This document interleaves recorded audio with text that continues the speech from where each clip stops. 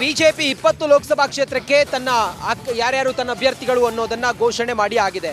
ಮೈತ್ರಿ partner JDS ಮಾತ್ರ ಅಧಿಕೃತವಾಗಿ ಇಲ್ಲಿವರೆಗೂ ಹೇಳಿರಲಿಲ್ಲ ನನಗೆ ಕೊಟ್ಟಿರುವಂತ ಕ್ಷೇತ್ರಗಳು ಯಾವುದು, ಆ ಕ್ಷೇತ್ರದಲ್ಲಿ ಯಾರು ಸ್ಪರ್ಧೆ ಮಾಡ್ತಾರೆ, ಏನು ಎತ್ತ ಏನು ಕತೆ ಅನ್ನೋದು. ಆದರೆ ಕುಮಾರಸ್ವಾಮಿ ಅವರು, ಮಾಜಿ ಮುಖ್ಯಮಂತ್ರಿ ಕುಮಾರಸ್ವಾಮಿ ಅವರು ದೃಢೀಕರಿಸಿದ್ದಾರೆ, ನಾವು ಮಂಡ್ಯದಲ್ಲಿ ಸ್ಪರ್ಧೆ ಮಾಡ್ತೀವಿ, ನಾವು ಹಾಸನದಲ್ಲಿ ಸ್ಪರ್ಧೆ ಮಾಡ್ತೀವಿ, ನಾವು ಕೋಲಾರದಲ್ಲಿ ಸ್ಪರ್ಧೆ ಮಾಡ್ತೀವಿ ಅನ್ನೋದನ್ನ ಮೈತ್ರಿ ಪಾರ್ಟ್ನರ್ ಜೆಡಿಎಸ್ನ ನಾಯಕ ಕುಮಾರಸ್ವಾಮಿ ಅವರು ಹೇಳ್ತಾ ಇದ್ದಾರೆ. 3 ಕ್ಷೇತ್ರದಲ್ಲಿ ನಾವು ಲೋಕಸಭಾ ಕಣಕ್ಕೆ ಇಳಿತಾ ಇದ್ದೀವಿ, ಬಿಜೆಪಿಯವರ ಜೊತೆಗೆ ಉಳಿದೆಲ್ಲ ಕ್ಷೇತ್ರಗಳಲ್ಲಿ ನಾವು ಬೆಂಬಲವಾಗಿ ಅವರ ಜೊತೆಯಲ್ಲಿದ್ದು ತಮ್ಮ ಕ್ಯಾಂಡಿಡೇಟನ್ನು ನಾವು ಗೆಲ್ಲಿಸ್ಕೊಂಡು ಬರ್ತೀವಿ ಅಂತೇಳಿ ಹೇಳ್ತಾ ಇದ್ದಾರೆ. 3 ಕ್ಷೇತ್ರದಲ್ಲಿ ನಮ್ಮ ಅಭ್ಯರ್ಥಿಗಳು ಸ್ಪರ್ಧೆ ಮಾಡ್ತಾರೆ.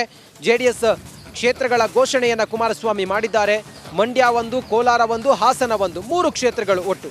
ಹಾಗಾದರೆ ಕುಮಾರಸ್ವಾಮಿ ಏನು ಮಾತಾಡಿದ್ದಾರೆ ಮುಂದುವರಿದು ನೋಡೋಣ ಬನ್ನಿ.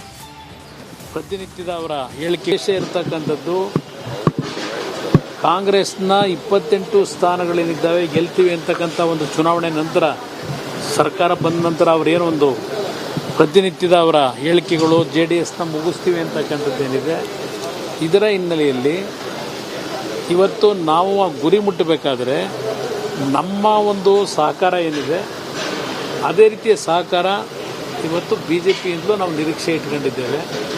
ಅದನ್ನು ಸರಿಪಡಿಸ್ತಕ್ಕಂಥ ನಿಟ್ಟಿನಲ್ಲಿ ಕೆಲವು ಸೂಚನೆಗಳನ್ನು ಕೊಡಬೇಕು ಅನ್ನೋದನ್ನು ನನ್ನ ಗಮನಕ್ಕೆ ತಂದಿದ್ದಾರೆ ನಮ್ಮ ಪಕ್ಷದ ಮುಖಂಡರು. ಪ್ರಮುಖವಾಗಿ ಇವತ್ತು 2 ಪಕ್ಷಗಳ ನಾಯಕರುಗಳ ಸಭೆಗಳಿರ್ಬೋದು, ಇವತ್ತು ಚುನಾವಣಾ ಪ್ರಚಾರದಲ್ಲಿ 2 ಪಕ್ಷಗಳು ಯಾವ ರೀತಿ ಕೆಲಸ ಮಾಡಬೇಕು, ಬೂತ್ ಮಟ್ಟದಲ್ಲಿ 2 ಪಕ್ಷದ ಕಾರ್ಯಕರ್ತರು ಇನ್ವಾಲ್ವ್ಮೆಂಟ್ ಆಗಬೇಕಾದ್ರೆ ಕೆಲವು ಕ್ಷೇತ್ರದಲ್ಲಿ ಇವತ್ತು ಉತ್ತರ ಕರ್ನಾಟಕದ ಭಾಗದಲ್ಲೇ ಬಿಜಾಪುರದಲ್ಲಿ 2-3 ಕ್ಷೇತ್ರ ನಾವು BJPಗಿಂತ 2-3 ಕ್ಷೇತ್ರದಲ್ಲಿ ಮೇಲಿದ್ದೇವೆ.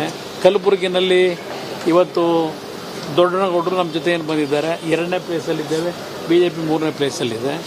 ಇಂಥ ಕ್ಷೇತ್ರಗಳಲ್ಲಿ ನಮ್ಮ ನಾಯಕರುಗಳನ್ನ ಯಾವ ರೀತಿ ಬಳಕೆ ಮಾಡ್ಕೋಬೇಕು,